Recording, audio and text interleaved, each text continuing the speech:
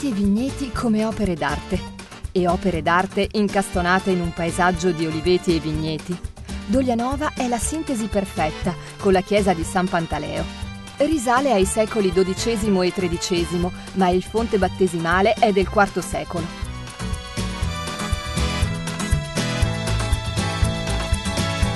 Se potessimo sorvolarla, questa terra ci apparirebbe come un disegno di tweed a dominanza verde e marrone. Tra i riflessi argentati scorgeremmo un moderno frantoio dove potremo assistere alle tecniche di produzione dell'olio. Tecnologia e passione per un prodotto che è da sempre nella cultura locale, come testimoniano gli strumenti conservati in un antico mulino. A metterci tutti d'accordo sarà la degustazione, accompagnata da altri straordinari prodotti tipici.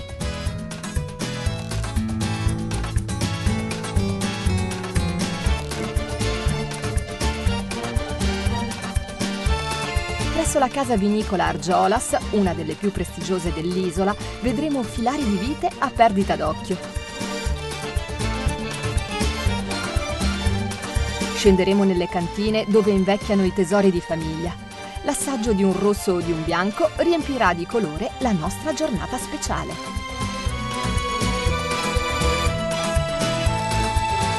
Le grandi escursioni di Costa Crociere, la vostra nave, è solo l'inizio.